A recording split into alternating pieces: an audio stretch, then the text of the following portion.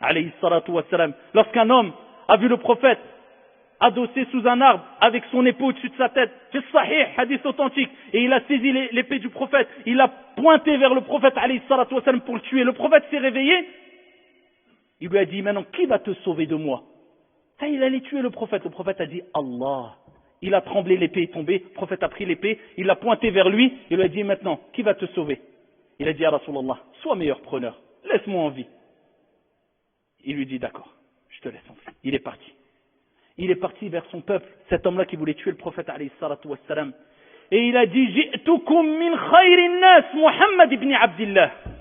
Je suis venu alors que j'étais avec la meilleure des personnes, Muhammad, fils de Abdullah, alayhi salatu wassalam. C'est celui qui, quand on lui a envoyé des gens à Taïf, des enfants, quand il a appelé au bon comportement, au suivi, à son suivi, à l'islam, on lui a jeté des pierres jusqu'à ce qu'il saignait. Allah a envoyé l'ange des montagnes. Il dit, Mohammed, demande, et on va prendre les deux montagnes, on va les écraser entre les deux montagnes. Venge-toi. Nous, pour un rien, on est prêt à se venger et à faire n'importe quoi. Le prophète, alayhi salatu wassalam, il a dit, non, non, non. J'espère que sortira de leurs reins ces gens-là qui m'ont fait du mal, des gens, un peuple qui adorera Allah subhanahu wa ta'ala sans rien lui associer. Alayhi salatu wassalam. À Taïf, et allez maintenant en Arabie Saoudite à Taïf, et vous verrez les gens qui sont là-bas qui adorent Allah sans rien lui associer. Alayhi salatu wassalam. C'est celui, alayhi salatu wassalam, qui, combien de gens ont voulu lui faire du mal, le torturer, toujours il répondait avec sagesse, perspicacité. Ça ne veut pas dire que c'était une personne faible, mais il montrait sa force à travers son calme. Et il ne répondait pas avec les émotions comme nous aujourd'hui. Dès qu'il y a une émotion, on se précipite. Non, il voyait loin. Il était intelligent, sage. Alayhi afdalus salati wa skatassim. Vous avez certes dans le messager d'Allah un excellent exemple. Et aimer le prophète, c'est le suivre. Dis si vous aimez Allah, suivez-moi. C'est quoi suivre le prophète? Le suivre, pas que dans son apparence physique. Il y a des gens, ils ont limité ça. Mon frère, regarde, j'ai une barbe, le prophète avait une barbe. J'ai les cheveux mi-longs, le prophète avait les cheveux mi-longs. J'ai lu dans des hadiths, le prophète avait le qamis, j'ai un qamis. Moi, je suis sur la sunna, toi, tu es sur la bid'a. On le connaît, cela. Mais alors que ça, ce n'est pas le vrai suivi du prophète, alayhi salatu wassalam. L'habit, c'était culturel à l'époque, sauf pour ceux qui a été considéré comme une prescription divine. C'est pas la question du qamis pour les hommes. Amma le voile, c'est autre chose. Amma la barbe, on va se renseigner, est-ce que c'était culturel ou est-ce que c'était religieux? C'était religieux.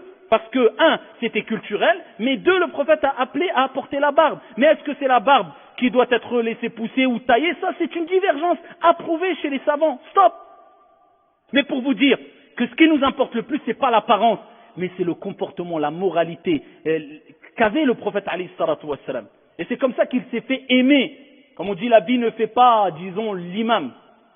Ça peut avoir son importance, bien sûr, attention. Mais c'est pas le plus important. C'est pour ça que Aïcha, quand on lui a dit comment était le prophète, elle l'a décrit comment? Kana khuluquhu al-Qur'an. Elle a dit son comportement c'était le Coran, c'est-à-dire que toutes les prescriptions divines qu'il y a dans le Coran, il les mettait en application.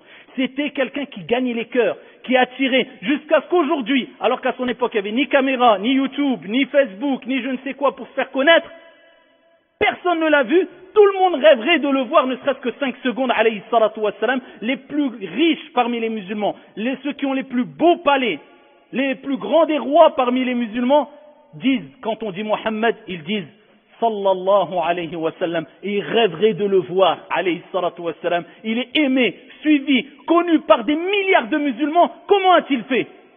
Il a gagné les cœurs, et c'est une preuve que c'est la vérité.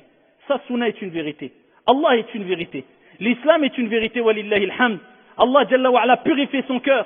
Il a envoyé l'ange Jibril, alayhi salam, qui a ouvert sa poitrine quand il était jeune, et qui a nettoyé son cœur avec l'eau de Zamzam, dans un récipient en or venant du paradis, et il a ôté de son cœur la rancune, la haine, la jalousie, alayhi salatu wassalam, pour que ce soit le meilleur des exemples. Laqad kana lakum fi rasulillahi uswatun hasana. Certes, vous avez dans le messager d'Allah un excellent exemple à suivre, comme Allah subhanahu wa ta'ala nous l'a dit, et c'est pour cela qu'une preuve de reconnaissance pour terminer, c'est de prier beaucoup sur lui. Et le prophète lui-même a dit, celui qui prie une fois sur moi, Allah lui-même prie 10 fois sur lui, c'est-à-dire le fait de dire Allahumma salli wa sallim ala Muhammad.